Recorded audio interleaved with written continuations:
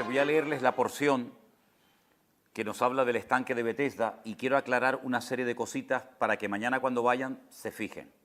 Por ejemplo, dice aquí en Juan capítulo 5, después de estas cosas había una fiesta de los judíos y Jesús subió a Jerusalén. Y hay en Jerusalén, cerca de la puerta de las ovejas, la puerta más cerca del estanque de Betesda ya no se llama la puerta de las ovejas, se llama la puerta de los leones. Y van a ver cuando salgamos por la puerta que hay unos leones de piedra incrustados en la pared. Así que eso ténganlo en cuenta. Se llama la puerta de los leones. Y hay un estanque que en hebreo se llama Betesda, que tiene 5 pórticos. La palabra Betesda en hebreo significa, Bet es casa, esta es la casa de misericordia o la casa de la gracia, algo así, ¿no? Y en estos yacía una multitud de enfermos, ciegos, cojos, paralíticos que esperaban el movimiento del agua, porque un ángel descendía de tiempo en tiempo al estanque y agitaba el agua, y el que primero descendía al estanque, después del movimiento del agua, quedaba sano de cualquier enfermedad que tuviese. No hay ningún relato bíblico, ni extra bíblico, que pueda corroborar esta leyenda en la cual creían los judíos. Nadie se sanó jamás en el estanque de Betesda. No hay ningún pasaje ni en Juan, ni en ninguna parte del Nuevo Testamento, ni en ninguna parte fuera de la Biblia que diga que allí se producían milagros. Era simplemente una leyenda, como tantas y tantas que había y siguen existiendo en el pueblo de Israel, que la gente, viendo la corrupción moral y espiritual del templo, que era una cueva de ladrones, como dijo el Señor, pues preferían irse a poquitos metros del templo, a este estanque, que ustedes van a visitar mañana, a esperar algo que nunca sucedía, ¿vale? Allá había una multitud de enfermos. Y dice que había un hombre que hacía 38 años que estaba enfermo. Cuando Jesús lo vio acostado y supo que llevaba ya mucho tiempo, le dijo, ¿quieres ser sano? Y este hombre le dice, Señor, le respondió el enfermo, no tengo nadie que me meta en el estanque cuando se agita el agua. Entre tanto que yo voy, desciende otro antes que yo. Jesús le dijo, levántate, toma tu lecho y anda. Al instante, aquel hombre fue sanado y tomó su lecho y anduvo, y era día de reposo. Entonces, los judíos le dijeron a aquel que había sido sanado, es día de reposo, no te es lícito llevar tu lecho. Le dijeron, o él dijo, perdón, el que me sanó, él me dijo, toma tu lecho y anda. Y le preguntaron, ¿y quién es el que te dijo, toma tu lecho y anda? Y el que había sido sanado no sabía quién era, porque Jesús se había apartado de la gente que estaba en aquel lugar. Después le halló Jesús en el templo. Van a ver que de ahí al templo hay menos de 50 metros. Y le dijo, mira, has sido sanado, no peques más para que no te venga una cosa peor. El hombre se fue y dio aviso a los judíos de que Jesús era el que le había sanado. Por esta causa los judíos perseguían a Jesús y procuraban matarle porque hacía estas cosas en el día de reposo. Y por lo visto para los judíos, ayudar a una persona en día de reposo era un pecado mortal. Jesús le dijo, mi Padre hasta ahora trabaja y yo trabajo. Por esto los judíos aún más procuraban matarle, porque no solo quebrantaba el día de reposo, según ellos, sino que además decía que Dios era su propio Padre, haciéndose igual a Dios. ¿Te das cuenta? Entonces, el único pasaje en toda la Biblia que nos habla del estanque de Betesda es San Juan capítulo 5. Si no fuera por Juan, hay muchísimas cosas que Jesús hizo que nunca nos hubiéramos enterado. Una de ellas, la sanidad del paralítico de Betesda. Otra de ellas, la conversación que mantuvo con la mujer samaritana junto al pozo de Jacob. Nadie cuenta eso más que Juan. Tampoco sabríamos la resurrección de Lázaro. Tampoco sabríamos la curación del ciego de nacimiento. Y tantas cosas como, por ejemplo, el primer milagro, Juan capítulo 2, de las bodas de Caná. Es decir, los milagros, aunque no lo llama Juan así, sino las señales que aparecen en el Evangelio según San Juan, algunas de ellas no aparecen en ninguna otra parte, ¿vale?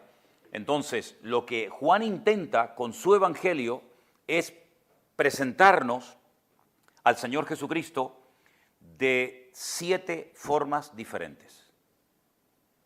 Ustedes son capaces de aprenderse esta noche un número, ¿no? Sí.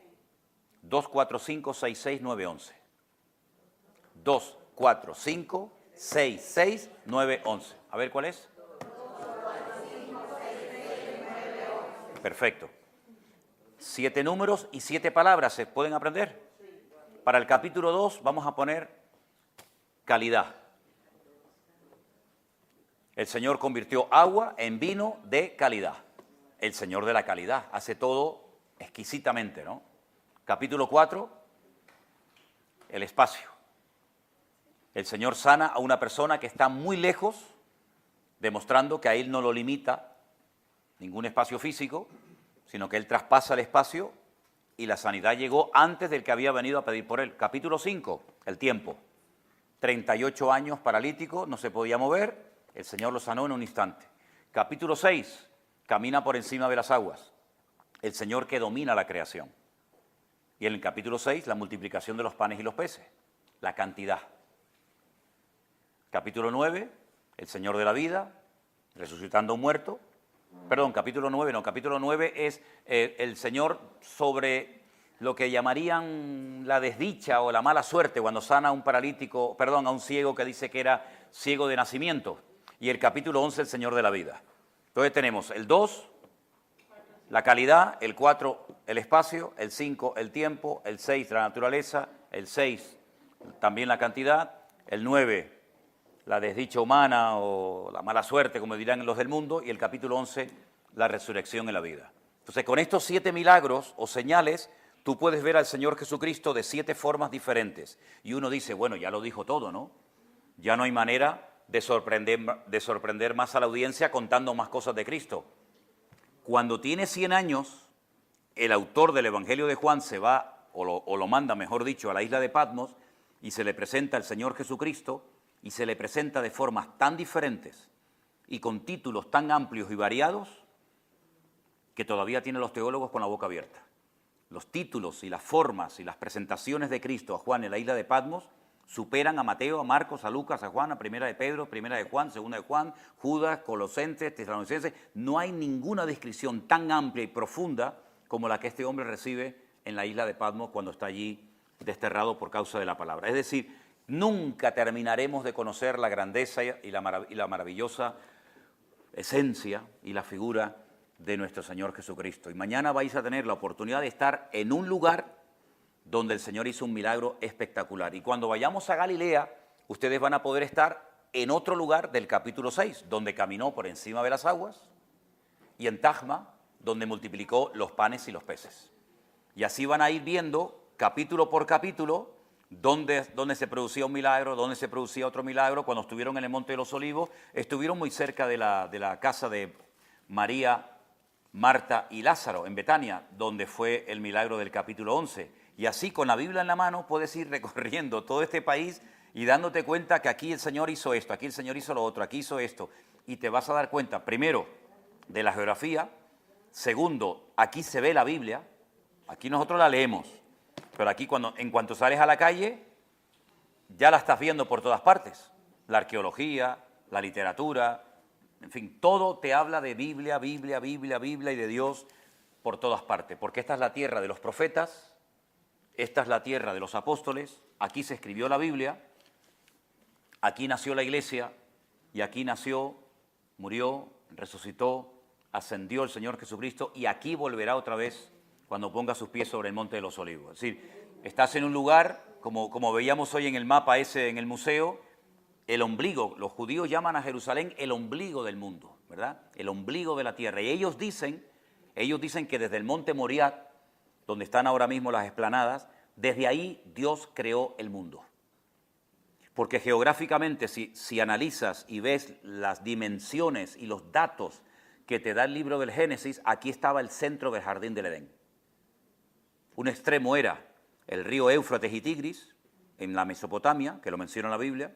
Otro extremo era el río Nilo, y el centro geográfico del jardín del Edén, donde probablemente estuvo Adán y Eva, era en el monte Moriah, aquí en la ciudad de Jerusalén. Es decir, te das cuenta de que todo apunta siempre en una misma dirección, porque aquí era donde, entre comillas, vivía Dios, donde depositó su gloria. Ahora pueden entender cuando Jonás recibe el llamado para ir a predicar a Nínive, él dice que ¿qué quería hacer?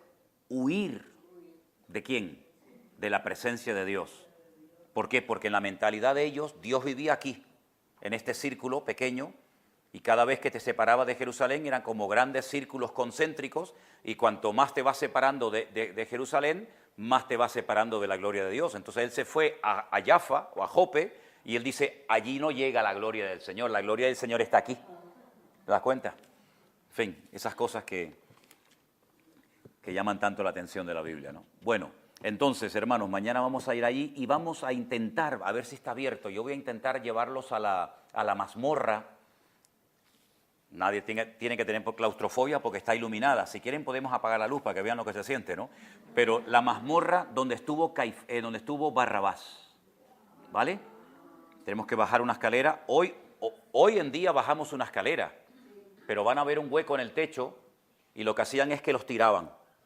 Te podías partir un fémur, una cadera, te podías quebrar lo que fuera, y ahí te quedaba. Y una vez abajo eran las tinieblas más oscuras y terribles. Cuanto peor era el delito, más abajo te metían, ¿verdad? Y entonces hay un lugar abajo de tormento donde los amarraban, van a ver que en la roca han hecho como unos huecos, metían una cadena, y entonces te amarraban por aquí o te amarraban de las piernas y te dejaban como a 1 palmo, 2 palmos del suelo, colgado días y días. Van a ver que hay como especie de una pileta. Hoy en día no tiene agua, pero tenían agua. Y entonces cuando ya la persona ya estaba que se hacía todas sus necesidades encima, dolorido, roto, hecho pedazos de tanta tortura, cogían agua, se la echaban para seguir torturándolo, así hasta que terminaban muriendo, ¿no? Entonces vamos a ver si podemos bajar mañana a esa mazmorra, labrada en roca, y de allí seguiremos a la fortaleza lo que era la fortaleza de la Antonia, donde vivía Poncio Pilato, y allí fue la flagelación. Hay otro sitio que no siempre está abierto, que es donde los soldados se ven en el suelo, dice que echaban suertes, jugaban, ¿no? Decían, bueno, la ropa para mí, los zapatos para este y tal. Vamos a ver si podemos entrar ahí. Y entonces después ya vamos al estanque de Betesda y hacemos todo el recorrido de lo que para el mundo católico es la Vía Dolorosa. ¿Sí? ¿Hay algunas preguntas que ustedes quieran hacer? O me gustaría también preguntarles a ustedes qué tal lo están pasando. Si hay algo que quieren preguntar o lo que sea, aprovechen. Hermana, dígame. Espera, como estamos grabando, ¿no te importa que grabemos tu pregunta? No. Ok, habla ahí. Pastor, mi hermana quiere saber por qué, si hay tantas pruebas, evidencias de que Jesucristo vino y estuvo aquí, ¿por qué los judíos no lo aceptan? Bueno, es una pregunta muy interesante. Primeramente, eso no es producto de la casualidad, sino que hay un texto del libro de Isaías que dice que leerían y no entenderían. Habría una ceguera espiritual temporal, porque no tiene explicación, ¿no? Un pueblo tan inteligente, un pueblo tan culto, un pueblo que ha levantado un país de la nada en poco tiempo, ¿cómo es posible que lean y no entiendan? Es que dice que llegaría un momento que leerían y no entenderían. No entenderían. De hecho, aquí se han hecho pruebas de jóvenes que han salido, por ejemplo, por la calle y le han dicho a ellos, ¿puede leer aquí, por favor, Isaías capítulo 53? Y te dicen, no entiendo nada. ¿Pero cómo que no entiende nada? Si está leyendo en su propio idioma. Es una cosa increíble. Eso por una parte. Pero por otra parte, yo me compré una vez aquí un libro, estoy siempre comprándome libros, ¿no? Y me compré un libro que decía, ¿por qué nosotros los judíos no creemos en Jesús? Entonces yo quería saber qué argumentos presentaba. El principal argumento que presentan es que Jesús no unió a todas las tribus de Israel y no trajo la paz. Sí la trajo, pero no desde el punto de vista de ellos. Fíjense que el día de la ascensión, los discípulos le podrían haber preguntado 40.000 cosas al Señor. Pero fíjate la pregunta que le hacen. Bueno, está bien, has resucitado, has muerto, has hecho milagros, todo lo que tú quieras, maravilloso. Pero una pregunta, ¿vas a restaurar el reino, sí o no? Porque ellos siempre tienen la gloria esa perdida, ¿no? De los reyes, del templo, y quieren volver a ese pasado glorioso, ¿no? Entonces, ¿vas a restaurar el reino, sí o no? Y le dijeron, no os toca a vosotros saber las sazones que el Padre puso en su sola potestad. Como diciendo, a ustedes eso no les interesa ahora, ustedes lo que tienen que hacer es ir, esperar la promesa del Padre, ir por todo el mundo y predicar el Evangelio a toda criatura. Entonces hay una ceguera espiritual. Pablo dice que pone el símil o la metáfora de cuando Moisés dice que bajó del monte Sinaí y se tuvo que poner un velo en la cara porque le brillaba el rostro. Dice, ese velo aún lo tienen, pero en el corazón. Dice, y hasta que no se conviertan a Cristo, el velo no les será quitado. Llegará un momento en el que millones de judíos se van a convertir, millones, millones y millones, no te puedes ni imaginar. Pero esa ceguera temporal, ese rechazo temporal del Evangelio, lo que ha hecho es que entrara lo que Pablo denomina en la carta a los romanos la plenitud de los gentiles. Es decir, ustedes rechazan el Evangelio, muy bien, ahora los gentiles van a conocer a Cristo y lo vamos a hacer al revés. Entonces ustedes, en vez de ganarlos a ellos, ellos os van a ganar a vosotros. El problema es que los cristianos no han aprendido a cómo alcanzar a los judíos. Utilizan los mismos sistemas y el mismo método para evangelizar a un judío que a un gentil y no funciona. Es al contrario, cuanto más lo intentes evangelizar, peor y más se cierra, porque no saben cómo alcanzar a un judío, ¿no? Entonces, ¿por qué? Porque para él la predicación del evangelio dice que es locura. A él no le enseñes de Biblia porque te da 20 vueltas, ¿eh? No te sientes con un judío normalito a hablar de Biblia, primero porque él domina el idioma original, cosa que tú no dominas. Segundo lugar, porque si empiezas a hablar de profecías, ellos se las saben desde la cuna que la están aprendiendo en la escuela. Entonces no les entra en la cabeza que después de que viniera el verdadero Mesías, según nosotros, a ellos los persiguieran. Porque confunden la primera con la segunda venida de Cristo. Ellos lo están esperando, pero por primera vez. Pero ojo, cuando decimos que los judíos están esperando al Mesías, espérate, porque aquí hay tela que cortar. Ellos, ¿qué concepto tienen de ese Mesías? El que tenemos nosotros, nada que ver. El Mesías para ellos es una especie de superhombre, nada que ver con divino, ni hijo de Dios, ni nada que ver, como una especie de rey David, pero a lo bestia, para que me entendamos, con una sabiduría tremenda, que es capaz de unificar a todo el pueblo de Israel, que está tremendamente dividido, de recuperar a todas las tribus de Israel que están esparcidas por toda la tierra, y él mismo tendrá que subir al templo a Jerusalén a presentar sus sacrificios por sus pecados. Ojo con eso, ¿eh? Entonces, no es el Mesías, cuando dice, no, y pondrá sus pies sobre el monte de los olivos y se partirá. Está claro, ¿no? Pues ellos dicen, no, eso significa que la autoridad de Dios se esparcirá por Jerusalén y por todas las naciones de la tierra. No hablan de una venida así visible, poderosa, en un caballo blanco, no, porque ellos no tienen el Nuevo Testamento. Ellos no tienen el Apocalipsis. Entonces la información que tú tienes de cómo va a ser, todo lo que va a ocurrir antes, el anticristo, el Armagedón, ellos no tienen esa información. Su libro del Apocalipsis es el libro de Daniel. Pero es que el libro de Daniel, si no tienen, porque yo también me compré otro libro de qué creen los judíos de los últimos tiempos, y claro, llegan hasta Daniel. Ellos no tienen la información del Apocalipsis, no tienen la información de las cartas de Pablo, por ejemplo, a los tesalonicenses. Por lo tanto, les falta información, ¿verdad? Entonces, muchos judíos, bueno, yo quiero comentarles que en el día de ayer, creo que fue ayer, me pasó algo impresionante. A mí me pasan, te lo puede decir Elena, a mí me pasan cosas en Israel que no me pasan en ninguna parte del mundo y no le pasan ni a los judíos de aquí. Créeme.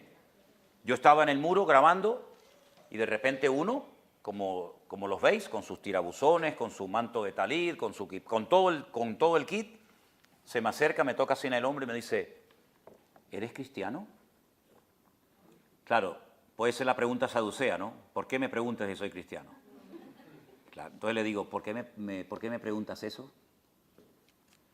Dice, no, porque veo que estás hablando ahí, estás grabando y tal.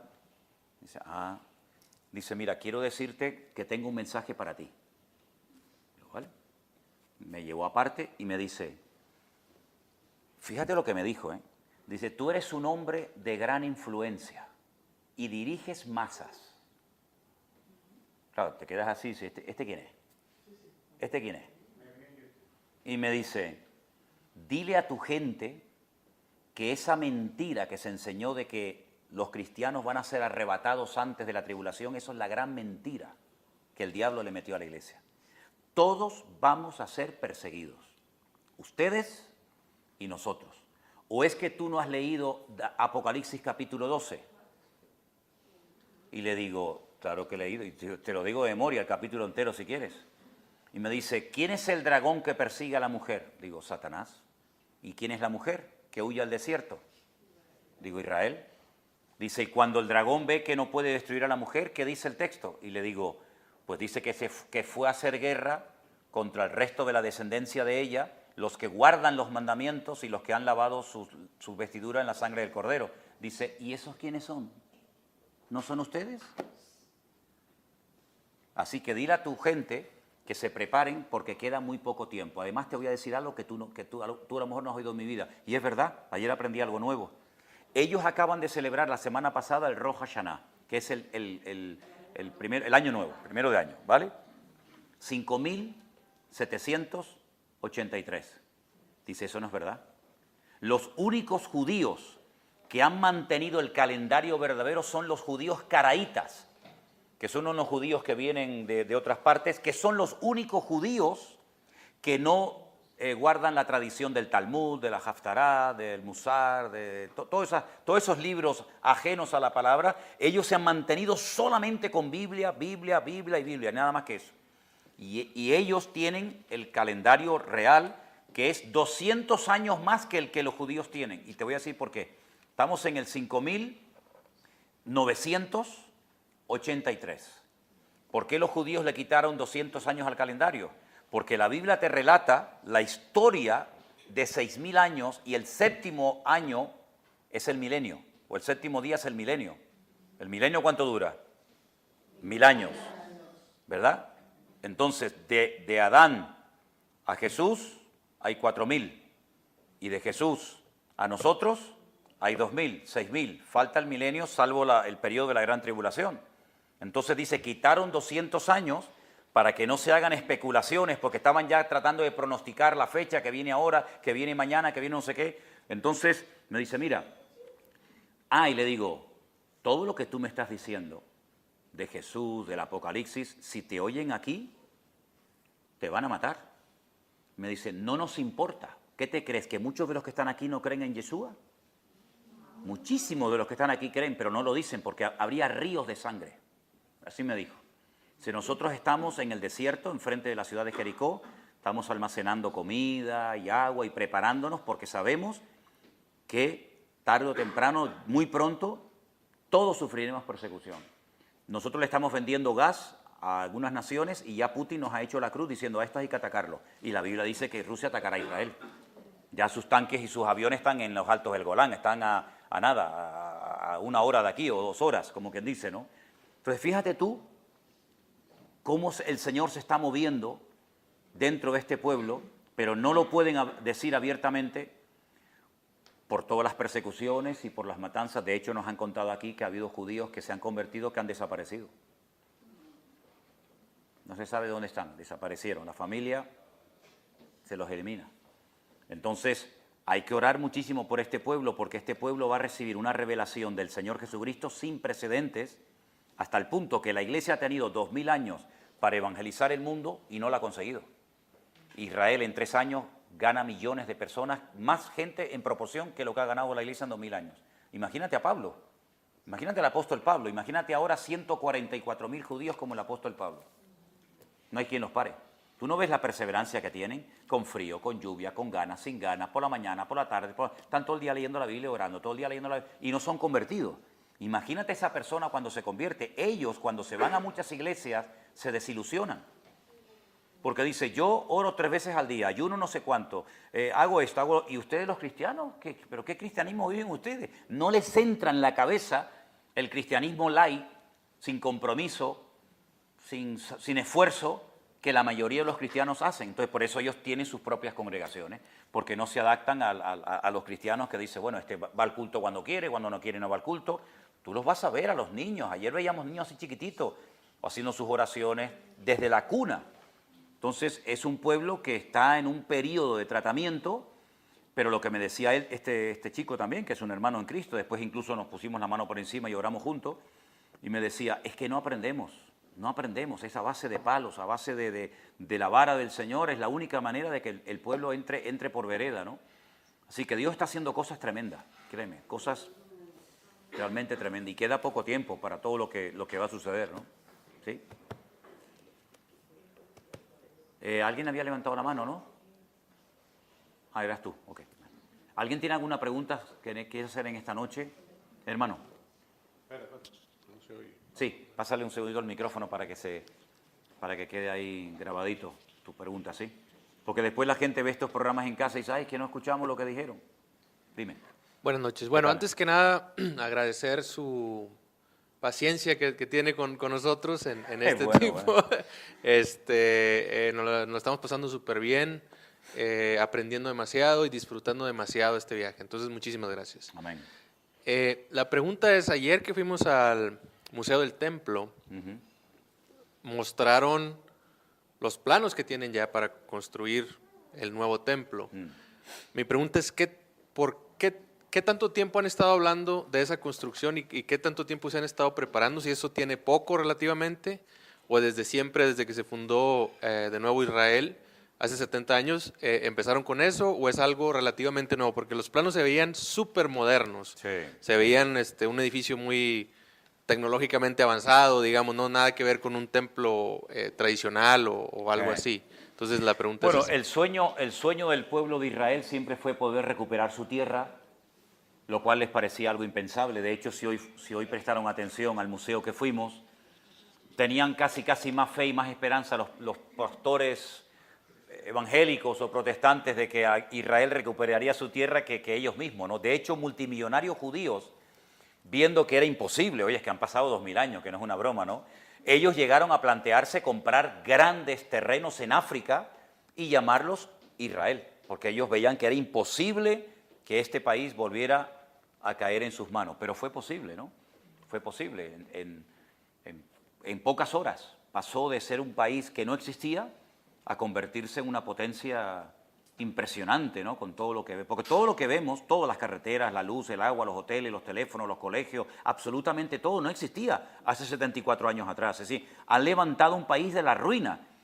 Y aquí porque ustedes todo lo ven muy seco, pero cuando vayamos al desierto y vayamos a Galilea, es que esta gente ha hecho reverdecer el desierto, ¿no? Es una cosa increíble. Por una parte, el sueño era siempre recuperar Israel, ¿no? Recuperar su tierra y venir algún día.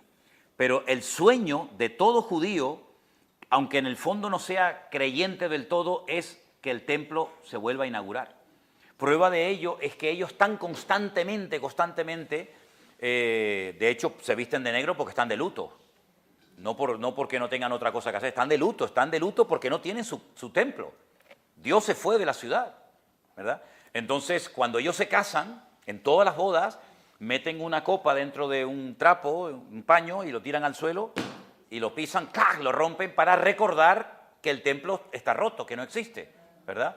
Cuando un judío hace una casa bonita, una casa nueva, deja una parte de la pared sin, ¿cómo se llama?, sin enfoscar, sin echar... Lo dejan, como dice, uy, ahí faltó un poco de cemento, de pintura, ¿cómo dejaron eso así, no? Dice, no, eso está ahí para recordar que el templo está roto, que no tenemos... Sí, constantemente, ¿no? Todo es el templo, ¿no? Entonces, no es fácil primeramente porque el único lugar del mundo donde se puede volver a reconstruir el templo es aquí, en la explanada de las mezquitas. Es decir, si pudieran haberlo construido en Manhattan o en Uruguay o en donde fuera, ya lo habrían hecho. Porque no es por falta de ganas o por falta de recursos económicos, que todo eso les sobra, ¿no?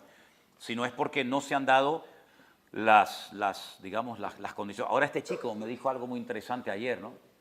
Me dice, mira, ¿tú sabes quiénes son los macabeos? Me dice, digo, sí, yo sé quiénes son los macabeos. Los macabeos, ustedes saben que en el Antiguo Testamento, a través de Daniel, profetizaba que se levantarían a lo largo de la historia 4 imperios, que sería el babilónico, los medos persas, los griegos y los romanos.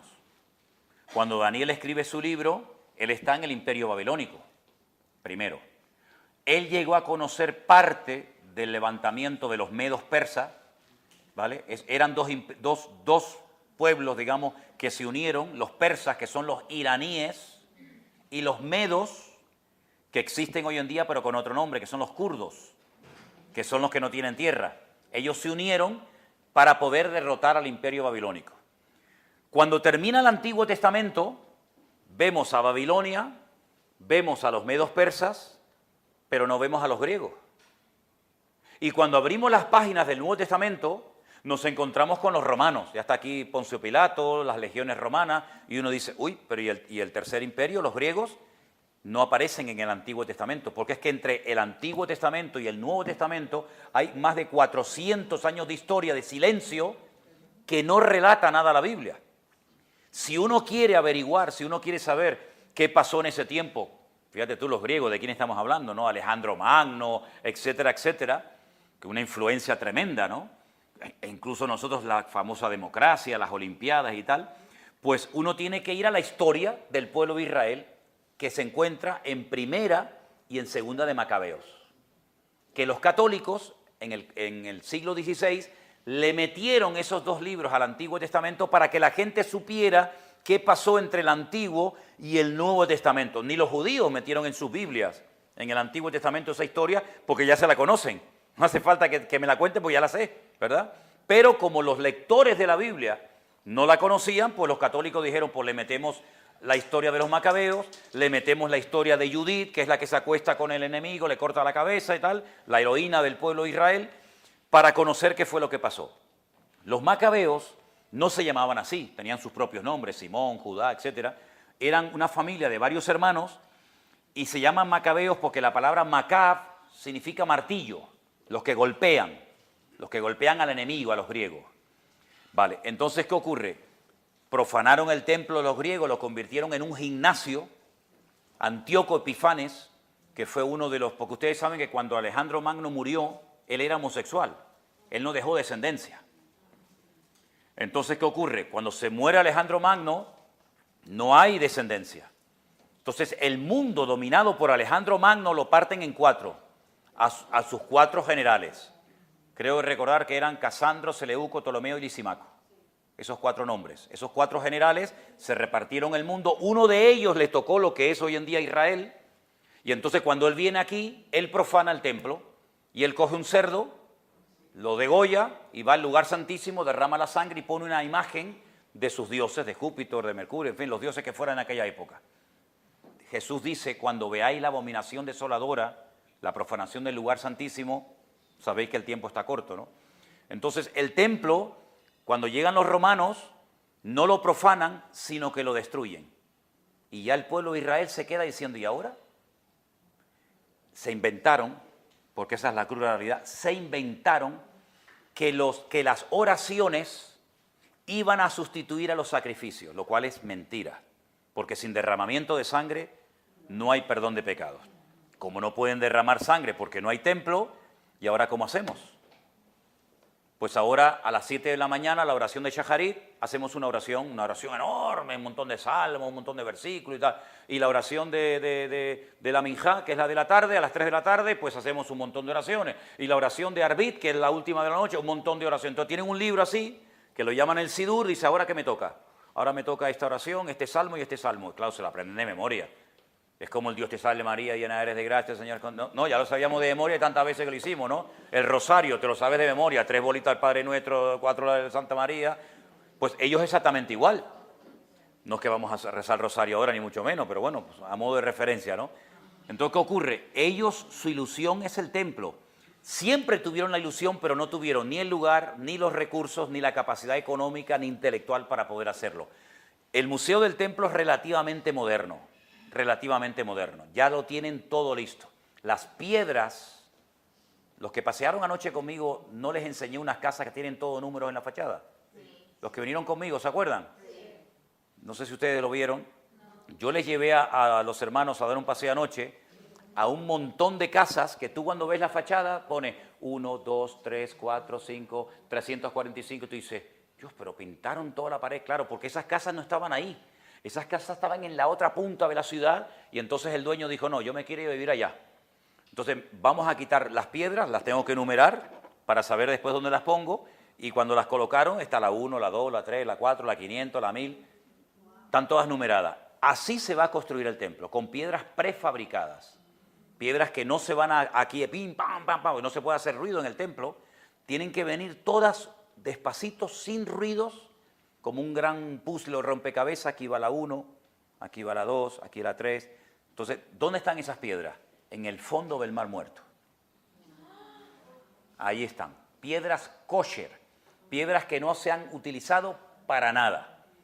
Allí tienen las piedras numeradas, que hay un detalle muy bonito sobre la reconstrucción del segundo templo. ¿No han leído ese versículo que dice, la piedra que desecharon los edificadores vino a ser la cabeza del ángulo. Esa piedra habla de Cristo. Venían las piedras cortadas de la cantera y los que lo estaban edificando dijeron, esta piedra no encaja, esta piedra fuera. Cogieron y ¿dónde la tiraron? Al torrente del Cedrón, que ustedes lo vieron otro día. Monte de los Olivos, Ciudad Vieja, torrente de Cedrón, la tiraron abajo. Estaban haciendo el edificio y dijeron, resulta que la piedra que desechamos es la más importante de todas. Es la que tranca el ángulo, es la piedra angular, la que cierra. Sin esa se nos queda así el muro. Entonces vayan a buscarla. La piedra que desecharon los edificadores vino a ser la cabeza del ángulo, la que tranca la muralla. Esa piedra habla de Cristo. Al que ustedes desecharon es la piedra angular. ¿Te das cuenta? Entonces, el sueño del pueblo de Israel, pero la pregunta es, si tienen los planos, tienen los instrumentos, tienen el dinero, tienen todo, con el poder que tiene esta gente, ¿por qué no suben arriba, le meten 4 patadas a eso y levantan el templo? Porque, parece mentira, hay un detalle que uno dice, pero ¿cómo puede ser eso? Hay una vaca que se llama en hebreo Pará Adumá. Pará es vaca, Adumá es color rojo. La vaca roja. Es una vaca que no se puede manipular genéticamente, que existía en los tiempos bíblicos, que fue desapareciendo con el paso del tiempo, como muchas otras especies desaparecieron y están volviendo a aparecer, ahora les digo otra, y la tienen que poner sobre el altar, quemarla entera y con las cenizas de esa vaca purificar la explanada del templo. Habla de la sangre de Cristo, que es lo que purifica, ¿verdad? Entonces, hasta que esa vaca no aparezca, no pueden edificar el templo. Ariel Sharon, ¿se acuerdan de Ariel Sharon? Él subió a la explanada del templo. Su sueño era poner la primera piedra del templo y se armó la primera intifada, que no entró este país en guerra civil de puro milagro. Es decir, que en cualquier momento, bueno, el año pasado, en el mes de mayo, lanzaron contra Israel 2.700 misiles y algunos cayeron cerca de Jerusalén, lo que nunca había ocurrido. Yo siempre he creído que no hace falta que los judíos destruyan las mezquitas de arriba. Yo pienso que hasta ellos mismos, sin darse cuenta, un día lanzan un cohete y destruyen su propia mezquita. ¿Por qué es un lugar tan sagrado para los musulmanes? Porque ellos dicen que desde aquí Mahoma ascendió al cielo en un caballo blanco. Entonces para ellos este lugar es súper sagrado, pero en cualquier momento, yo estoy seguro, si el Señor no me permite llegar hasta allí, yo estoy seguro que yo en los próximos años veré la reconstrucción del Templo de Jerusalén. Estoy convencidísimo de eso. Falta muy poco tiempo. Nunca han estado tan cerca de eso. Vamos a ver, en 1700 era imposible. En 1400 peor todavía. Sí, ahora que están aquí, ¿verdad? Ahora, perdón, hay 2 opiniones. Si tú les preguntas a estos que van de negro por la calle y les preguntas sobre el templo y sobre el Mesías, unos te van a decir, cuando venga el Mesías, viene el templo, baja del cielo. Y otros te dicen, no, eso nada. Hasta que no construyamos el templo, el Mesías no viene. Entonces están peleados entre ellos. Pero así es lo que hay. Pero yo pienso que queda muy poco tiempo, ¿eh? Sí, hermano. Gracias, pastor, por la oportunidad de habernos ofrecido este sueño, que esto es un sueño para muchas personas, venir a esta tierra tan sagrada. Quería traerle a su atención, y yo vi su programa cuando usted estaba en Ecuador, que usted estaba dando unos detalles así de que necesitaban el becerrito rojo. Y da la casualidad que en esa misma semana salió en los Estados Unidos que tienen 5 vacas rojas que las han transportado acá a Jerusalén. Y dicen que en un año ellos van a decidir si en una de esas 5 vacas ya ellos tienen su vaca. También hablé con este muchacho ayer de ese tema y me dijo que ya están aquí. Ya están aquí. Eso está más cerca de lo que pensamos. Totalmente. Yo siempre he dicho que a Israel uno no viene cuando quiere. A Israel se viene cuando se puede. Llegará un momento que algunos quieran venir y no se va a poder venir. Llegará el momento que este país se cierra. Y lo primero que cerrará es el espacio aéreo. Y no podrá nadie ni entrar ni salir. Así que espero que podamos salir el día 9, ¿no? Pero bueno, en algún sitio habrá que estar, ¿no? Sí, hermana. Buenas noches, pastor. Mi pregunta es... Me tiene que hablar alto, que no oigo bien, ¿eh? Ok.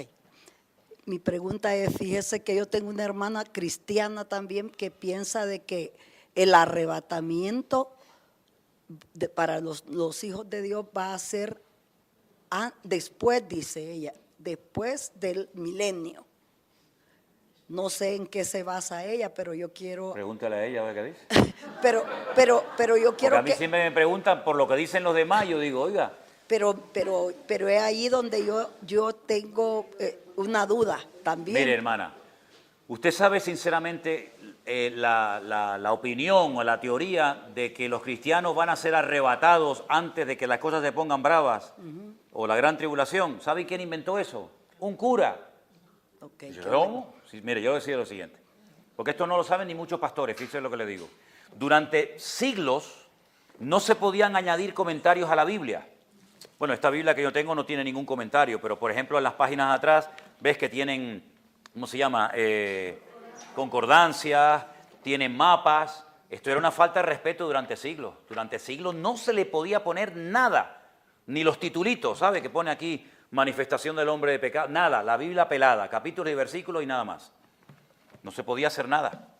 Pero resulta que un sacerdote católico en el 1800 y pico, él dijo que estudiando por su cuenta y riesgo, él había llegado a la conclusión de que la Iglesia católica, que era la única iglesia apostólica romana y la verdadera, pues todos los demás éramos porotos al aire, no sé lo que éramos, pues iba a ser arrebatada, no iba a experimentar sufrimiento. ¿Por qué? Porque los que mataron a Cristo, porque la Iglesia Católica con los judíos siempre ha estado a muerte, siempre ha estado a muerte.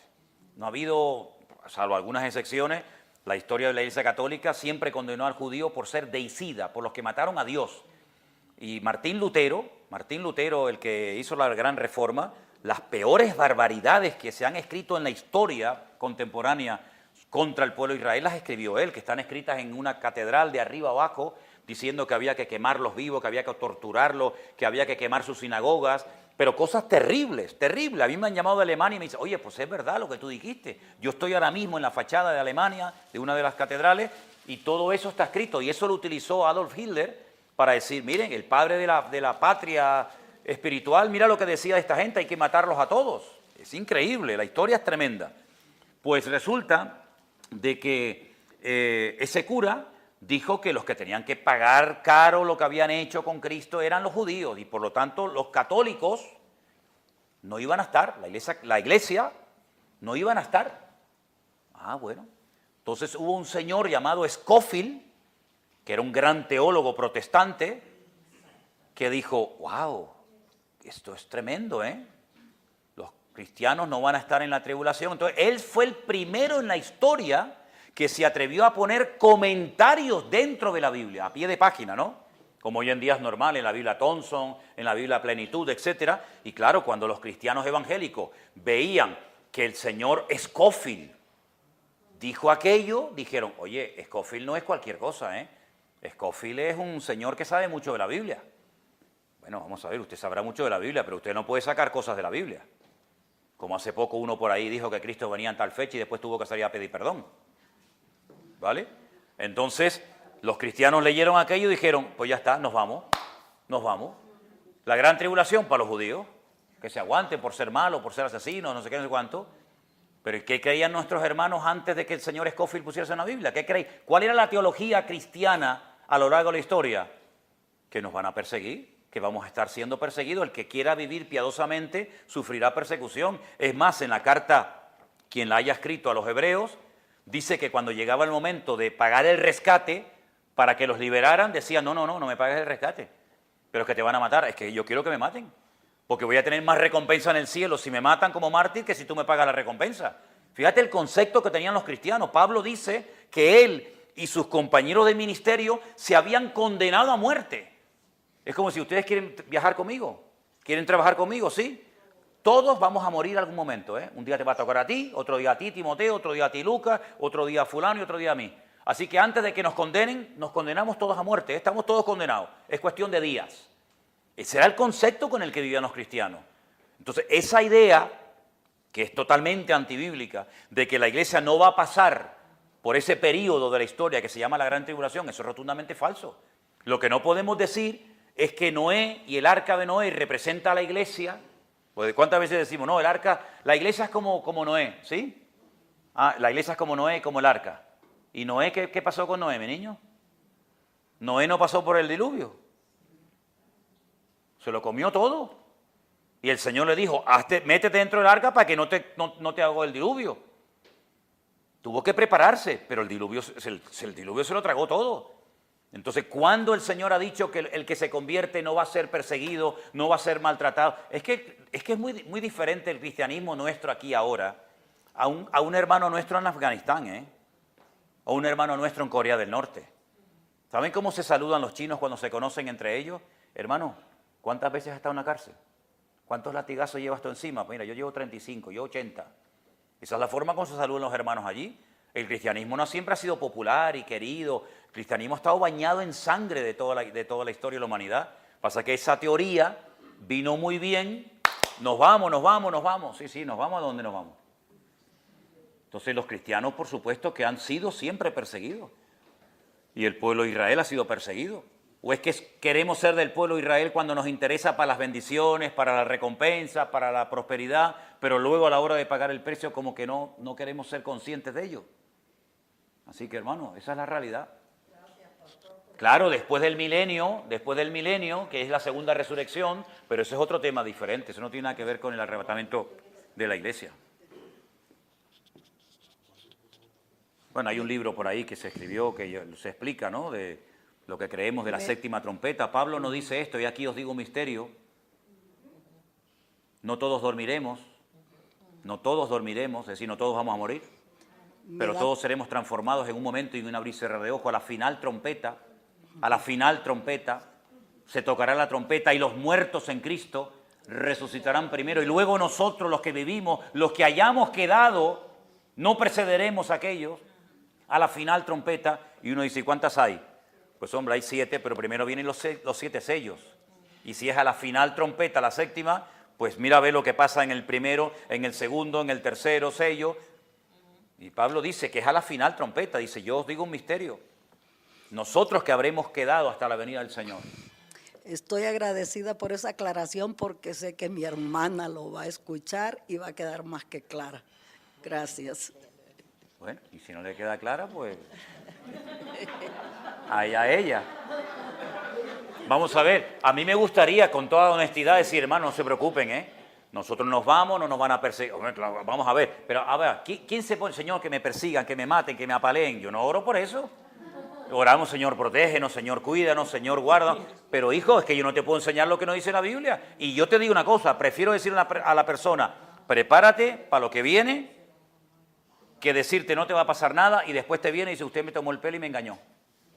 Que no nos persiguen, amén. Pero si nos persiguen, ya te lo había dicho, para que sepas. ¿Sabes lo que le decían a las madres? Las madres, cuando vinieron estos salvajes del ISIS y del Daesh, que venían por Siria y por todos los países, ¿saben lo que le decían las madres cristianas a sus hijos? Que esto tiene que ser tremendo. O las abuelas a sus nietos. Nos van a matar. En algún momento van a romper la puerta de la casa y van a venir y nos van a matar. Lo que tienen que hacer ustedes, niños, es cerrar los ojitos. Porque cuando los vuelvan a abrir, ya están con el Señor. Enseñarle eso a un nieto, a un hijo. Pero es que vivían así, sabían que en cualquier momento podían ir a por ellos, como tantos hermanos nuestros murieron en aquellos días, ¿no? Las muertes más terribles, ¿no? Tremendo. Ok, pastor, yo tengo otra pregunta. A mí, el Apocalipsis, a mí me encanta ese libro. Es precioso. Pero también usted habla de, en una de sus clases que usted dio una vez, está usted hablando, y yo sé que usted ha hablado muchas veces de esto, pero tengo duda de algo.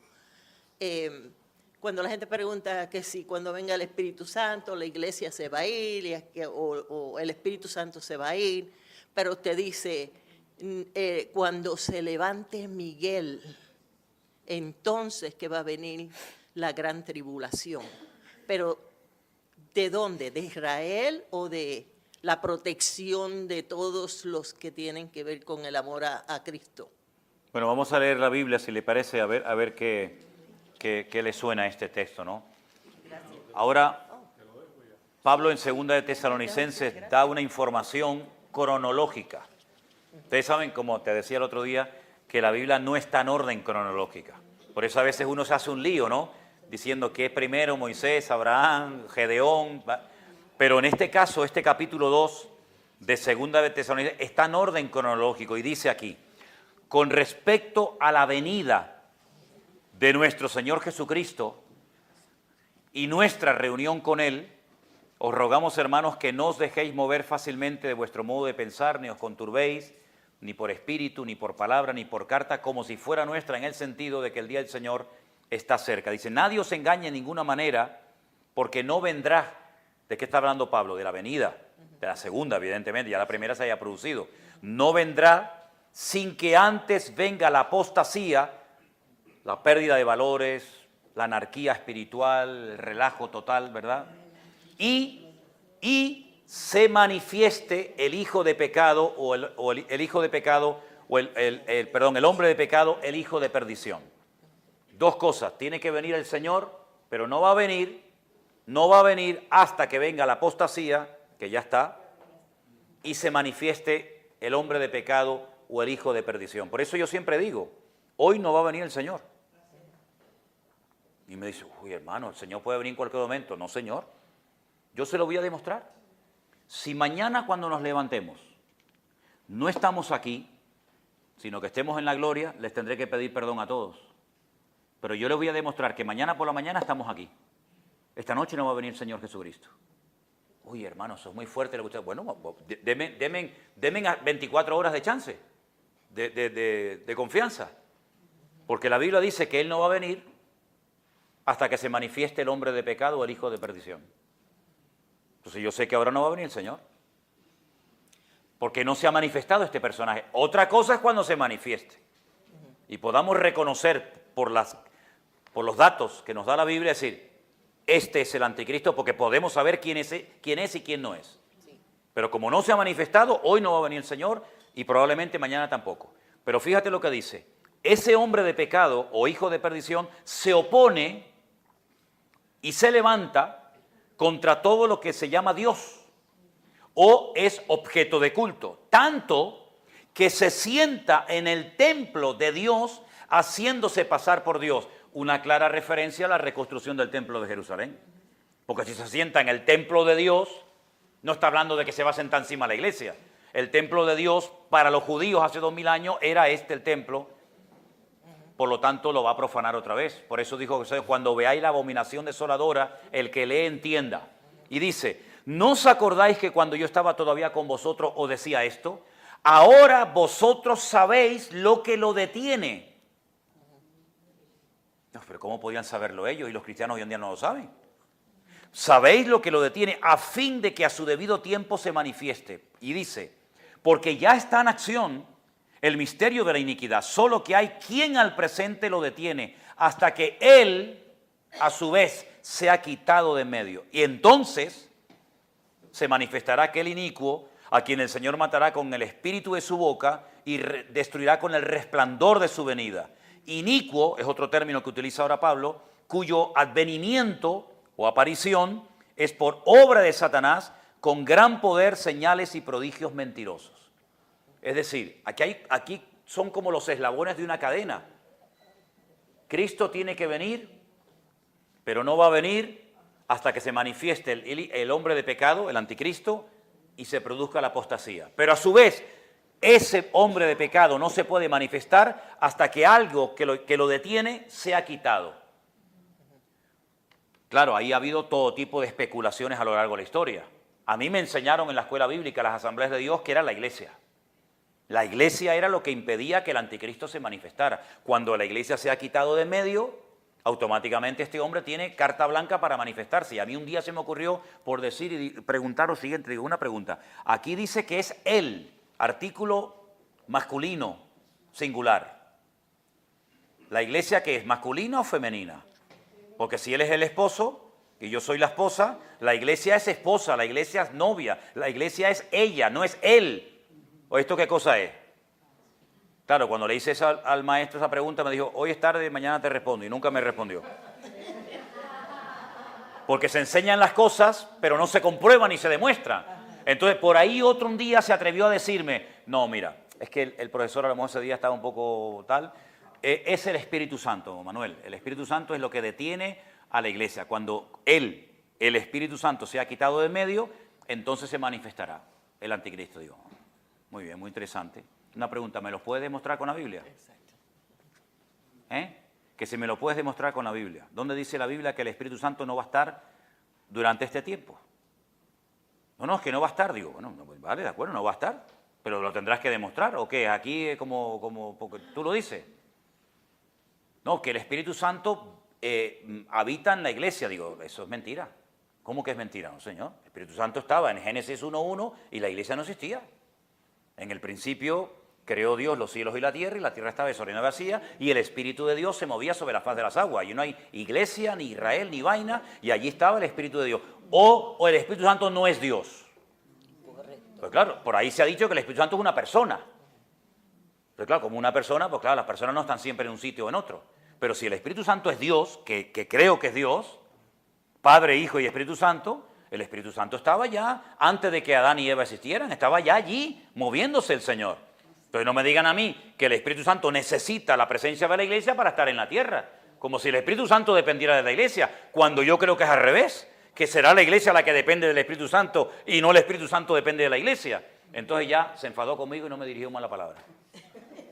Y me pasé años diciendo, Dios mío, pero si no es la iglesia, porque es ella, si no es el Espíritu Santo, porque siempre va a estar, porque otra cosa, si el Espíritu Santo es el que convence de pecado, ¿cómo se va a convertir la gente en la gran tribulación?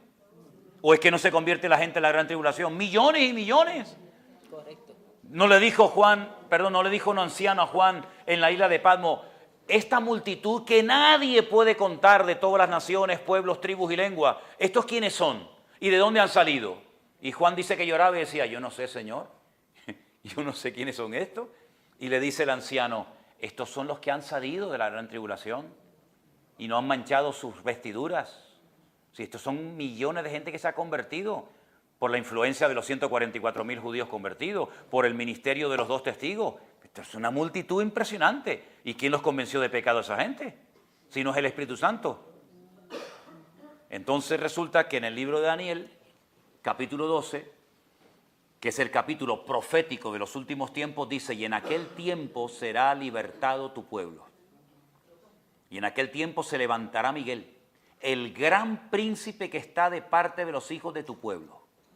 Y será tiempo de angustia cual nunca hubo desde que hubo gente hasta entonces. Entonces ahí hay una referencia de una protección sobrenatural sobre este pueblo. Y no me digan a mí que si no fuera por una protección sobrenatural, esta gente que es así, seguiría existiendo 4.000 años después. Porque esta gente en 74 años han llevado a cabo 7 guerras. Eso no hay quien lo aguante, mi hermano. Pero no guerra de uno contra uno. Guerra de, miren en Google, métanse en Google y diga, a ver, guerra de los 6 días, junio del 67. ¿Cuántos tanques de guerra tenían en ese momento esta gente? Ponle 100. Egipcios, sirios, jordanos, no sé, 2.500. Aviones que tenía Israel, 35. Aviones de combate que tenían las naciones extranjeras, 4.800. Y la desproporción es brutal. Tú dices, pero ¿cómo es posible que un país así tan pequeño, que es más pequeño que una región de cualquier país nuestro, sea capaz de poner a la carrera a naciones en 7 guerras? Y porque los han parado, Porque Israel podía haber conquistado el Líbano, podía haber conquistado Jordania, podía haber conquistado el Cairo, porque se apropió de toda la península del Sinaí y las Naciones Unidas dijeron, alto, paren, no sigan porque estos nos van a comer a todos, ¿verdad? Que ahí se firmó el acuerdo entre Egipto e Israel. Israel le dijo, yo te devuelvo la península del Sinaí porque no entra dentro del territorio prometido por el Señor a Israel, pero si me vuelves a atacar, te destruyo el Cairo y la península del Sinaí me la apropio yo. Entonces Egipto dijo, recularon. Es como Siria le cortó la fuente de agua arriba al norte. Cuando vayamos arriba van a ver el Jordán. Claro, esa es la fuente de agua que le entra a Israel.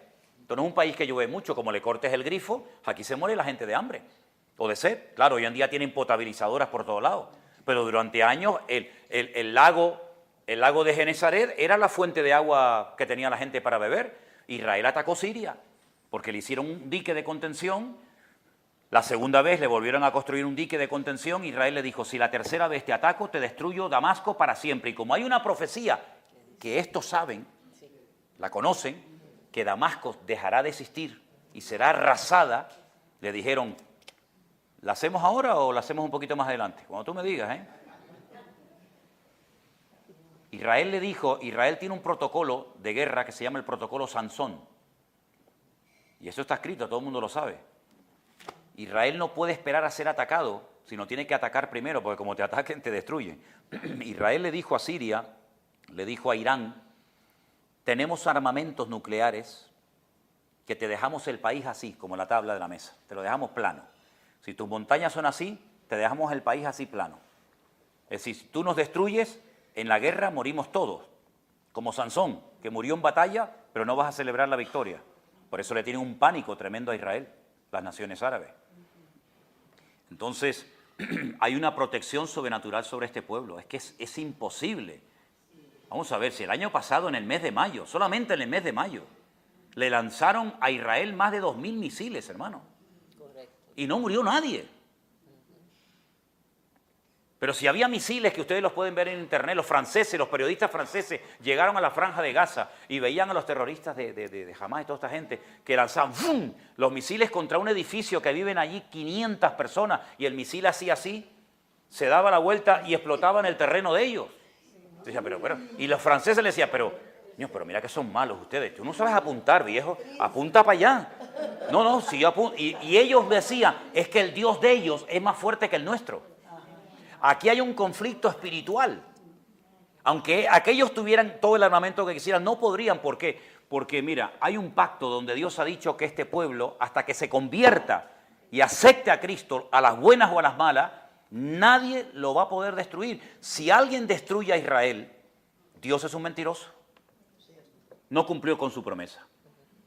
Entonces, no es que sean los más guapos de la película, sino que Dios dijo, ¿no te quieres convertir? Ya vas a ver si te vas a convertir. Vas a ver si te vas a convertir. No te conviertes con la predicación, no te preocupes, te mando mañana una guerra y pasado te mando otra. ¿Y qué pasa en la gran tribulación? La sangre les llega hasta aquí, lo dice la Biblia. Hasta los frenos de los caballos le llega la sangre aquí. En el valle de Meguido, que yo creo que lo vamos a ver en estos días, un valle que es impresionante, Napoleón lo visitó cuando desembarcó aquí en Jope, en Jaffa, y dijo, este es el campo de batalla perfecto para una gran batalla. En ese valle la sangre les llega hasta aquí. Y cuando ya no tengan apoyo por ninguna parte, les ataquen norte, sur, este, oeste, tierra, mar y aire, tendrán que clamar y en ese momento es cuando viene el Señor. Y dice que estarán 7 años destruyendo el armamento de los enemigos y 7 meses, 24 horas al día, contratando a gente a jornal, enterrando muertos. Dios, para enterrar 7 meses enterrando muertos. Tú haces una fosa con un bulldozer y ahí metes a 20.000, los tapas y ya está. 7 meses enterrando muertos. Es que vienen a atacarles 100 millones de soldados. 100 millones de soldados. Y a la cabeza, Rusia, capitaneando todo esto. Ellos saben lo que se les viene encima. Ellos saben lo que se les viene encima. Entonces, el tiempo es tremendo. Aquí hay una protección. Mira, desde hace 17 años que yo estoy viniendo aquí, ya se sabe, todo el mundo lo sabe, que hay 150.000 misiles en los altos del Golán enfocando así a Jerusalén, a Israel. 150.000 misiles. Alguno tendrá que pegar en algún sitio, ¿no? Ya están ahí. Sí. Israel va a ser atacada por todos lados. El anticristo muere aquí en Israel, le hacen la sepultura aquí, hacen una tumba para que todo el mundo sepa, hasta aquí llegaste, amigo. El anticristo casi llega hasta el Monte de los Olivos, ahí donde él muere y ahí lo entierran, en el Monte de los Olivos, como testimonio perpetuo de que hasta aquí llegaste, amigo. Porque el que viene a atacar a Israel no son las naciones porque dice, vamos a atacarle. No, es que dice en Ezequiel capítulo 38 y 39, yo los traigo a mi tierra, yo te cojo por aquí, por las quijadas y te digo, ven para acá, ven, atácales. Métete con ellos. Dice, y allí yo me glorificaré. Y allí sabrán las naciones que yo soy Jehová de los ejércitos. Es como un lagar. Y allí Dios los machaca. Dice que se matan los unos a los otros, del pánico tan grande. Dice, y esta será la plaga con la que herirá Jehová a todos los que se levanten contra Jerusalén. Estando sobre sus propios pies, su carne se deshace y en los ojos se carcomen los ojos, mueren de pie, no mueren acostados como todo el mundo muere, ¿no? Son ataques bacteriológicos, ataques químicos, ataques nucleares tremendos. Y el Señor viene para defender a Israel, porque si no viene el Señor, desaparecen.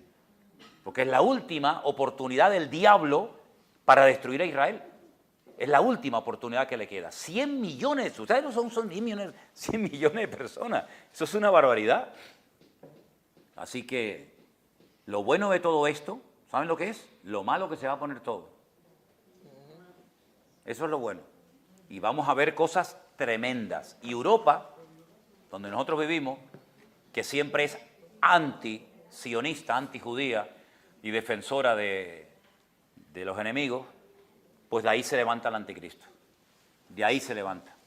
¿Verdad? O sea, que lo que quiere decir es, el anticristo se va a levantar. Y se va a manifestar, es un político. Pero la protección de Miguel no va a permitir que él haga nada. No, hay un momento que Dios le dice a Miguel, que es el arcángel que protege, es un arcángel que protege al pueblo de Israel. Miguel, quítate un tiempito. Claro, el otro dice, ahora o nunca. Cuando Miguel sea levantado, sea quitado, sea removido, y Satanás reconoce en el mundo espiritual que Israel está sin protección, exacto, es cuando el otro ataca. Ok, ahí es cuando verdaderamente son la gran tribulación. Esa es la batalla de Armagedón, en el valle de Meguido. En ese valle, ustedes cogen la Biblia y ustedes ustedes se pueden pegar toda la mañana viendo la Biblia en ese valle. Allí murió, Saúl por mano de los filisteos. En aquel monte se transfiguró Jesús. En este monte murió Barak, Sísara y Débora. En este monte Gedeón bajó con los 300. Ahí tienes toda la historia de la Biblia. Es el valle de las batallas. Allí peleó todo Quisqui. Allí pelearon todos. Allí está el Monte Hermón, allí el Gilboa, aquí el Tabor, aquí. Y en ese valle es donde se va a llevar a cabo esa gran batalla. Gracias, pastor. Tremendo. Gracias. Bueno, hermanitos, la última pregunta, ¿les parece? Espera. Pásale el micro ahí un segundito. Mañana salimos a las 8, ¿vale? Okay. Hay otra. Perdón. Okay. Primero que nada, pues gracias por todo, porque ha sido una experiencia bien bonita y le doy gracias a Dios y a usted pues que pudo pasar esta experiencia. La pregunta que tengo es, para aquellos gentiles que son cristianos, que creen en Dios, pero no viven una vida en sanidad, cuando venga el rapto, ¿ellos se mueren para siempre o ellos tienen una segunda oportunidad como los judíos? Ni los gentiles ni los judíos tienen una segunda oportunidad después de la muerte. Las oportunidades son mientras uno está vivo, cuando está muerto se acaban las oportunidades. De rapto. Cuando venga Jesús y se lleve su iglesia, y van a quedar muchos cristianos que no están viviendo una vida en santidad. Entonces no eran cristianos. No eran cristianos. Entonces no eran cristianos, eran cristinos. Cristianos no. Los cristianos nos vamos con Cristo. Si un cristiano no vive en orden y en santidad, no es cristiano. Es decir, no creamos que hay la opción de cristianos buenos y cristianos malos. Cristianos que se van y cristianos que se quedan. Si se quedaron, es que no eran cristianos. ¿Iban a la iglesia? Puede ser. ¿Daban los diezmos? Puede ser. ¿Predicaban? Puede ser, pero no eran cristianos. Porque si hubieran sido cristianos, se hubieran ido con el Señor. Es decir, dice la Biblia que el que conoce al Señor no practica el pecado. Ahora, eso no significa de que no pequemos. Pero una persona que se llame cristiano, que venga al Señor y que usted se quede, entonces usted no es cristiano, si no se hubiera quedado, se hubiera ido. Porque yo he oído otros pastores. No, usted ha oído lo que quiera, pero yo le digo lo que hay. Sí, yo sé lo que dicen otros pastores, pero es que esa es la realidad. Es decir, mi hermana, mire, ¿el rapto para quién es? Para los cristianos, para la iglesia. ¿Usted es cristiano? Sí. ¿Y por qué se quedó? Pues porque usted parecía que era, pero usted no era. Mire, en el Real Madrid, que es el mejor equipo del mundo, dicho sea de paso. Hombre, ¿cómo que no? No. Perdónenme. El mejor equipo de fútbol del mundo es el Real Madrid. No, pero dice la historia y los datos. Ok. Bueno, de eso hablamos después. Había un jugador que se llamaba, menos mal que tenía el acento al final, Kaká. Kaká. No Caca, sino Kaká. Y había otro que jugaron juntos, se llamaba Cristiano. ¿Sabe cuál era el Cristiano? Kaká. Y el otro, no, el otro no. El otro era mucho musculito, mucho tal, no era cristiano. Entonces tenía nombre de cristiano, pero no era cristiano. El otro tenía nombre de Kaká y era cristiano. Entonces cuando venga el Señor, los cristianos de nombre se quedan y los Kaká cristianos verdaderos se van. Así es. Ah, que salió bien, ¿eh? Hermana, ¿usted tenía una pregunta? Sí, pastor. Dígame. Dios le bendiga. Mi pregunta es esta. En Apocalipsis 21, dice... La Nueva Jerusalén. 21:1, se dice algo que yo no lo entiendo, la verdad. Acerca del que el mar va a desaparecer. ¿Y cuál es su pregunta? Que yo no lo entiendo. No entiendo. En el libro del Apocalipsis... En Apocalipsis 21:1. Sí, bueno. Que el mar desaparecerá. Vale. Hay una doble interpretación a eso. Puede ser que literalmente el mar como tal no exista, porque en el cielo no hay mar. Pero en segundo lugar, la palabra mar en Apocalipsis, en otros capítulos, se interpreta como naciones.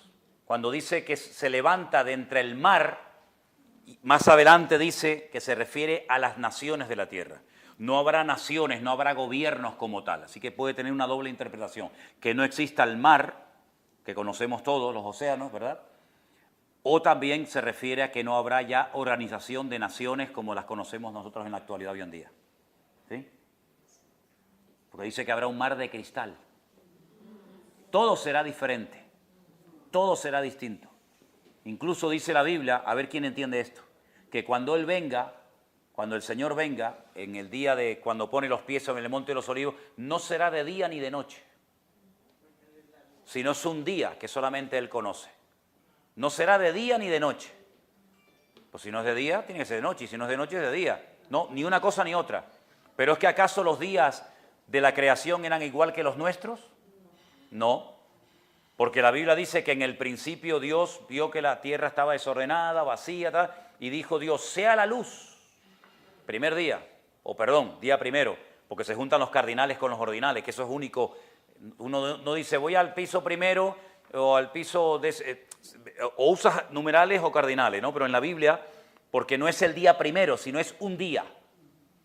Es un día, pero no el primero. Hay cosas antes de Génesis 1, ¿no? Entonces, dice que lo primero que Dios creó fue la luz. Pero si creó el sol al cuarto día, ¿a qué luz se refiere? Hubo luz el primero, el segundo y el tercero, pero el sol no fue creado hasta el cuarto. Entonces son esas cosas que no nos entran en la cabeza, porque son dimensiones diferentes, y por eso dice que cuando Él venga no será ni de día ni de noche, sino un día que solamente Él conoce. Entonces el mar, ¿cómo es un mar de cristal? Yo nunca he visto un mar de cristal, pero la Biblia habla de que habrá un mar de cristal, ¿verdad? Cosas muy interesantes, ¿no? Es que si lo entendiéramos todo de la eternidad, pues ya nos haríamos una idea cómo va a ser aquello. Pero la eternidad es algo que el concepto de eternidad no nos cabe en la cabeza, porque alguien dijo, ¿qué es la eternidad? La eternidad es como una piedra de granito de 1 kilómetro de largo, por 1 kilómetro de ancho, por 1 kilómetro de alto, que cada 1000 años viene un pajarito a afilarse el pico. Cuando haya acabado la piedra pasará 1 hora de la eternidad. Concepto de la eternidad. Pero Dios creó al hombre con la capacidad de ser un ser eterno. El día que peques te vas a convertir en mortal. Mientras no peques serás eterno. Pero entonces, ¿cómo era aquello? ¿Se imagina a alguien vivir eternamente? ¿Verdad? ¿Se imagina a alguien no sudar? Si no sudamos, reventamos. Adán no sudaba. ¿Se imagina un león comiendo paja? No, ¿verdad? Pero comían paja. ¿Se imagina tantas cosas del jardín del Edén que vuelven a aparecer al final de los tiempos, tanto en el milenio como en la eternidad. Un árbol que es para sanidad de las naciones, que cada mes da un fruto diferente. Ese árbol no existe por ninguna parte, ¿no? Es decir, son cosas tremendas que el Señor tiene preparadas para aquellos que le aman, dice la palabra. Así que merece la pena aguantar hasta el final. Amén, hermanos. Sí, la última, sí, ¿vale? Espere, que le van a pasar el micro, pues estamos grabando. ¿Lo tienes ahí? Vamos a pasarle el micro, así grabamos su pregunta. Dígame, hermana, yo se lo aguanto. No, pastor, que yo quería preguntarle que el Señor va a venir aquí, va a poner sus pies en el Monte de los Olivos, ¿no? En su segunda venida. En su segunda venida, claro. Mi pregunta es, ¿y qué va a pasar si va a venir a Israel? Esto va a abarcar toda la tierra de ecuatorianos, mexicanos, peruanos. ¿Los ecuatorianos se quedan en Ecuador? Esa es mi pregunta, pastor, que si nos vamos a quedar. ¿Hubiera nacido más acá? Mire.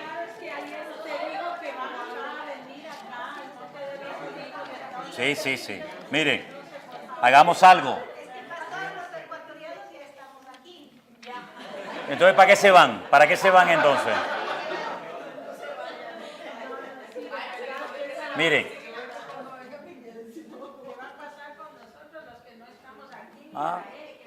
Mire, leamos ese capítulo y terminamos por esta noche. Dice aquí: He aquí viene el día del Señor, y en medio de ti serán repartidos tus despojos. Porque yo, fíjense, habla el Señor en primera persona, yo reuniré a todas las naciones.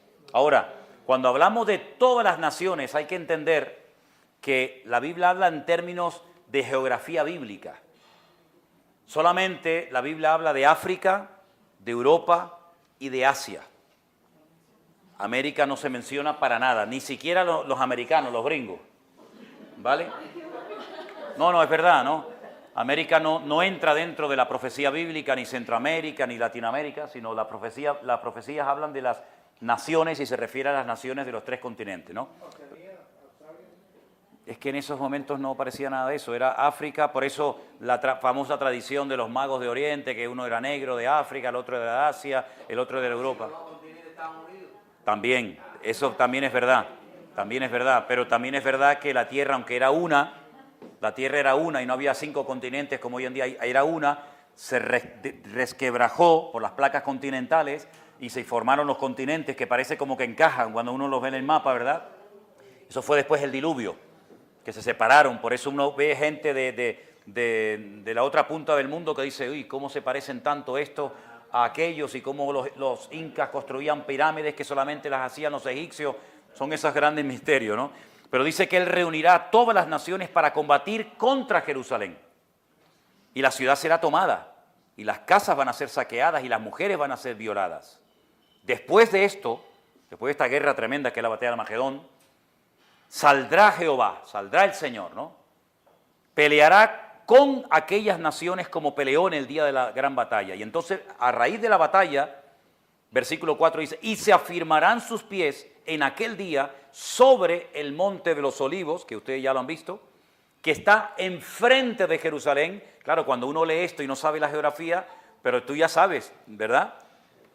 Que está al oriente, al este, y el monte de los olivos se parte por en medio hacia el oriente, hacia el occidente, haciendo un valle muy grande. La mitad del monte se aparta hacia el norte, la otra mitad se aparta hacia el sur, y después sigue contando cosas, y dice, y esta será la plaga con la que el Señor herirá a todos los pueblos que pelearon contra Jerusalén. La carne de ellos se corromperá, estando ellos sobre sus pies. Se consumirán las cuencas de sus ojos y la lengua se les deshace en el paladar, en la boca. Acontecerá en aquel día que habrá entre ellos gran pánico, enviado de parte del Señor, y cada uno trabará de la mano a su propio compañero y levantará su mano contra su propio compañero. Al final se matan entre ellos, ¿verdad? Como pasó ya en la antigüedad.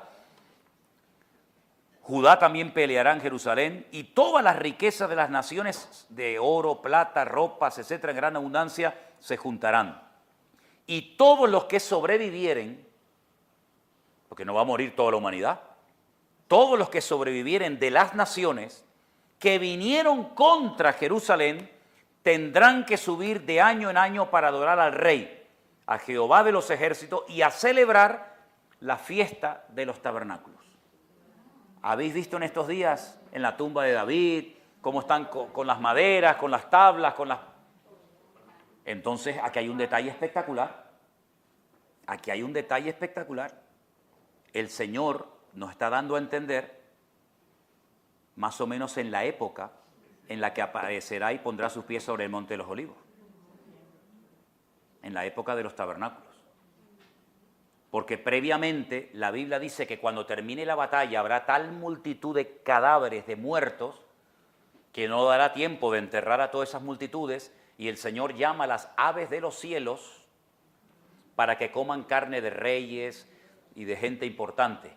Y curiosamente ese valle de Meguido es el paso de todas las aves migratorias de Europa, donde pasan millones de aves que van desde todo el valle del Jordán, se juntan por ese valle y se enfilan y van ya por toda Europa, y algunas emigran hasta España, las cigüeñas, los buitres, los milanos, los águilas, y otras en el norte de África.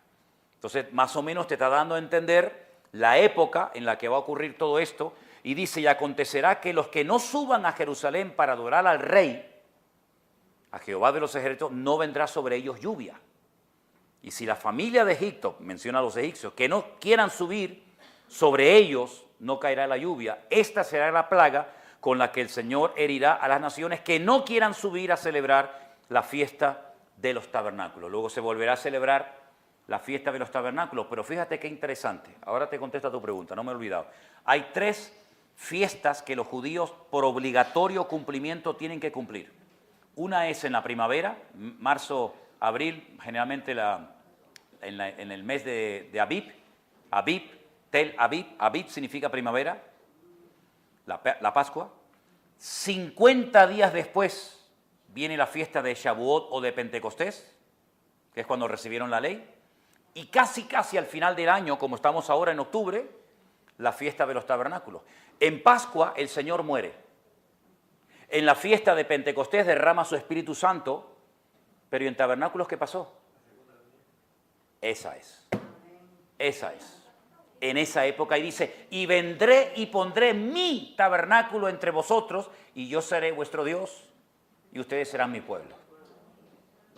Entonces te está dando unos datos impresionantes. ¿Qué ocurrirá con las naciones? Porque esto es en el milenio, esto no es en la eternidad. Todas las naciones tendrán que venir a Jerusalén a adorar al Señor, porque el Señor gobernará durante 1000 años desde la ciudad de Jerusalén. Ahora, lo que ocurre es que nosotros, en ese tiempo, ya hemos sido arrebatados, ya hemos vuelto con el Señor y estaremos por siempre con el Señor. Es decir, que cuando esto se cumpla, nosotros estaremos aquí con Él. Yo no me imagino viviendo en Tenerife sabiendo que mi Señor Jesucristo está en Jerusalén. Yo digo, yo en Tenerife, y sé que el Señor, que llevo 40 años esperándolo, y está en Israel y me quedo en Tenerife, soy bobo, ¿qué? Entonces vamos a estar con el Señor reinando juntamente con Cristo sobre los inconversos que se escaparon con vida durante la gran tribulación. Así que Jerusalén será cambiada, la orografía de Jerusalén. Ahora vemos el Monte de los Olivos, el torrente de Cedrón y delante vemos Jerusalén. Eso cambia completamente. Cuando Cristo venga se hace un valle gigantesco, un valle que llega hasta el Mediterráneo, y millones de cristianos estaremos con Cristo en esta tierra. Así, es así, como es. No, peleando no, ya déjate de pelear. No, ya terminó la batalla. Termina la batalla y ahora tienen que subir los inconversos a adorar al Señor y ya no hay más batalla. ¿Sí? Amén, hermanos. Amén. Yo lo que digo, y termino, que es una pena, es una lástima, que estas cosas no se hablen más en las iglesias. Porque, hombre, está bien hablar de muchos temas, pero yo creo que estos temas, sinceramente, si no hablamos ahora, ¿cuándo vamos a hablar? Y lo que no puede ser es que haya tanta ignorancia y tanto desconocimiento de todo esto, hermano, es que estamos aquí y estamos viendo que todo se aproxima, que todo se cumple, que tú le preguntas a cualquier judío, ¿cuánto tiempo falta para que venga el Mesías? Y ellos te dicen 1 hora. Porque es inminente. Ellos saben que todo se va a desarrollar de una forma tremenda, ¿verdad? Por lo tanto, hay que estar preparado, porque sabemos que los acontecimientos... Ya tuvimos un ensayo en marzo del 2020. Ya tuvimos un ensayo, cómo el mundo se paró, así, de un día para otro. El día anterior estábamos en la playa, el día siguiente estábamos confinados. Ya captamos un mensaje. Las cosas pueden cambiar rápidamente. Y entonces, hermano, este año estamos aquí en Jerusalén. Yo no sé lo que pasará dentro de unos meses, pero, por ejemplo, tenemos muy cerca de nuestras casas en Europa una guerra donde este caballero está como loco por tocar los botoncitos.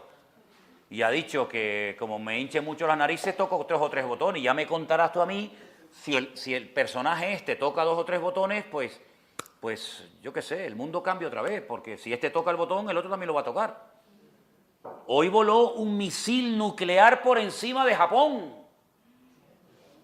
Lo lanzó el de Corea del Norte, haciendo una prueba. Dijo, tira un cohetito, a ver a dónde cae. Y los japoneses dijeron, a mí no me lances misiles nucleares por encima de mi espacio aéreo porque te ataco, ¿eh? Esto fue hoy a la mañana. Y tú dices, muchachos, es que se está poniendo... Es que, hermano, en la Segunda Guerra Mundial, cuando el loco este de Europa hizo lo que hizo, se juntaron un montón de naciones, incluidos los americanos, y dijeron, vámonos para allá, le metemos una guerra a este y lo reventamos.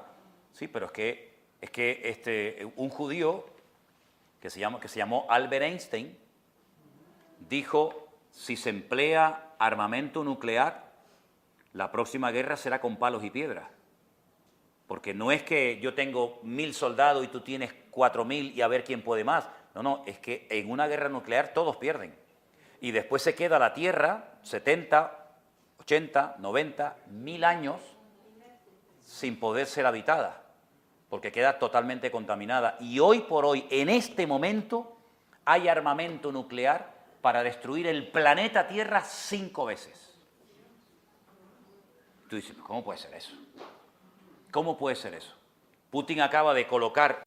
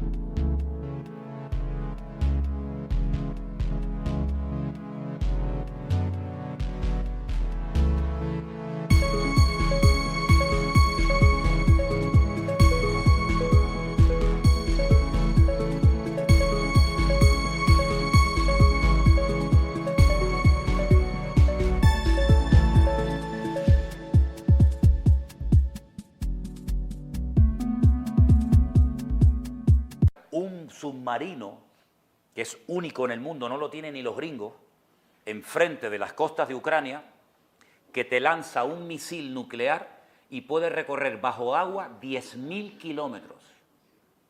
Vamos, te llega a San Francisco, te llega a Nueva York en segundo. Entonces, queridos hermanos, estamos viviendo en unos tiempos que esto es un polvorín que ustedes no lo ven, no lo vieron en la guagua cuando vinimos el otro día, que se metió un hombre por aquí, el otro se le cruzó y no se armó ahí una carnicería de milagros. Esto es un polvorín, esto por cualquier tontería, ¿verdad? Entonces, hermanos, que el Señor nos ayude a tomar conciencia de que estamos viviendo en unos tiempos que no podemos perder el tiempo. ¿De acuerdo? Hermanos, Dios les bendiga. Mañana a las 8 salimos.